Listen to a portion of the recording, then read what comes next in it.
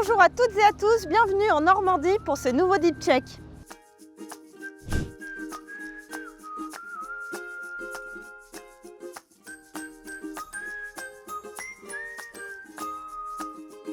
Commençons par le Technopôle de Saint-Étienne-du-Rouvray où l'on retrouve Philippe Parège. Bonjour Philippe. Bonjour. Vous êtes vice-président en recherche à l'Université de Rouen. Est-ce que vous pouvez nous présenter les acteurs du pôle universitaire d'innovation Normandie? Oui, alors tout à fait, le PUI Normandie est aujourd'hui piloté par la Commu Normandie Université qui elle-même rassemble les membres fondateurs que sont les 3 universités de la région, l'Université de Caen, l'Université du Havre et l'Université de Rouen, ainsi que 3 écoles d'ingénieurs, l'INSA de Rouen, l'ENSI de Caen et l'école d'architecture ENSAN.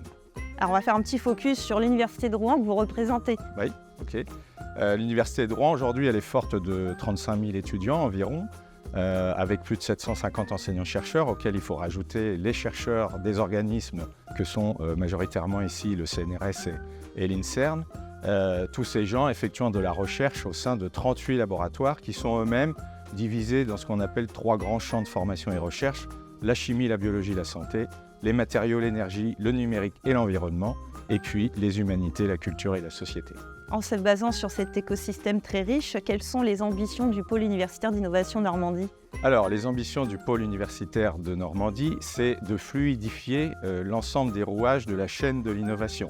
C'est-à-dire comment est-ce qu'on va, dès le départ, pouvoir sensibiliser les jeunes, les permanents, les chercheurs sur la chaîne de l'innovation jusqu'à aller à l'étape finale qui est la création d'une start-up et en particulier les start-up deep tech issues de la recherche des laboratoires. Merci Philippe.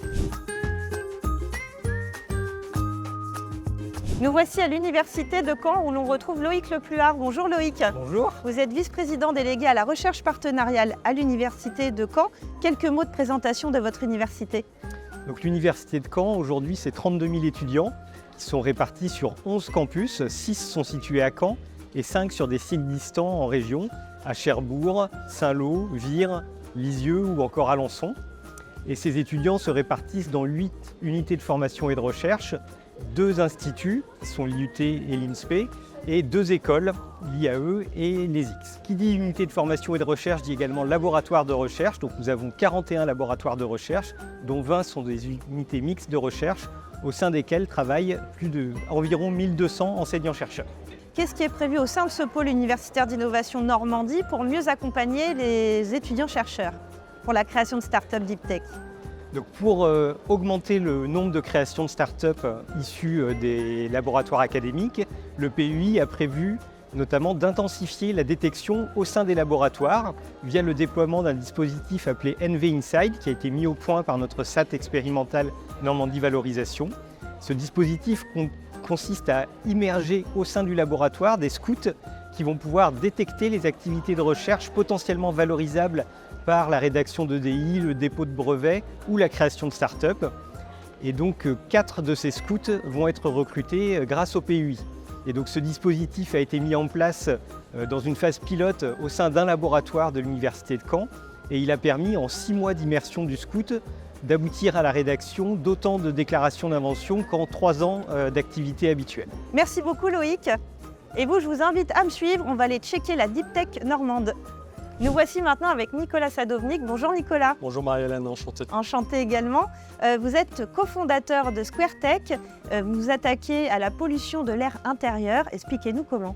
Bien, chez SquareTech, nous nous attaquons à la pollution de l'air intérieur en utilisant une approche technologique et scientifique innovante. Nous développons des matériaux de nouvelle génération, des Metal Organic Framework, des MOF, qui sont hautement efficaces pour traiter les polluants qu'on retrouve dans l'air intérieur, comme les COV, composés organiques volatiles, le formaldéhyde et les oxydes d'azote, NOx. Alors, qu'est-ce qui différencie vos produits de ceux qui existent déjà? Eh bien, chez SquareTech, ce qui nous distingue, c'est notre technologie de pointe et notre engagement pour la durabilité. Les solutions qu'on propose sont hautement efficaces pour traiter les polluants et présentent des durées de vie beaucoup plus longues que les solutions existantes et peuvent être facilement régénérées avec des protocoles qu'on peut facilement appliquer dans différents scénarios. Quels sont les projets de SquareTech? Eh bien, en 3 mots, c'est commercialiser collaborer et innover. Nous visons la commercialisation et le déploiement de nos matériaux à grande échelle. Nous allons continuer de collaborer avec les entreprises pour intégrer les technologies qu'on propose aux solutions existantes et nous proposons de continuer d'innover en matière de matériaux pour répondre aux défis de demain. Eh ben, bonne continuation Nicolas et merci. Merci beaucoup Marie-Hélène. Dernier check de ce Deep Check Normandie, nous nous connectons avec Manuel Blanc. Bonjour Manuel Blanc, vous êtes président et cofondateur de Lys Therapeutics. Votre société de biotechnologie développe des thérapies innovantes contre les maladies neurovasculaires et neurodégénératives. De quelle pathologie parle-t-on concrètement? Notre candidat médicament Lys 241 a pour but d'améliorer le traitement de maladies neurodégénératives telles que la maladie de Parkinson ou la sclérose en plaques, mais aussi de maladies neurovasculaires telles que l'AVC, l'accident vasculaire cérébral. Quelles sont les perspectives pour les personnes malades? C'est un traitement qui a l'avantage de ne pas avoir besoin de passer au niveau du cerveau pour être efficace, ce qui est un vrai avantage, une vraie différence par rapport aux technologies concurrentes. C'est un traitement qui vient protéger à la fois les vaisseaux sanguins et le cerveau des patients en jouant notamment sur ce qu'on appelle la neuroinflammation.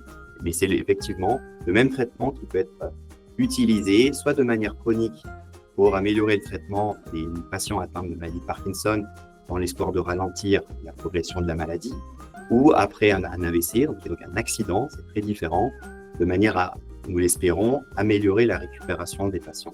La société a été créée en 2021, où en est son développement? La société a été créée en mars 2021. La première partie de développement de la société a été de pouvoir fabriquer molécules au standard de l'industrie pharmaceutique, standard administrable à l'homme, que nous sommes en train de finaliser. Et donc, nous allons pouvoir démarrer nos premiers essais cliniques après avoir terminé de valider l'innocuité, la non-toxicité de notre médicament. Merci beaucoup Manuel.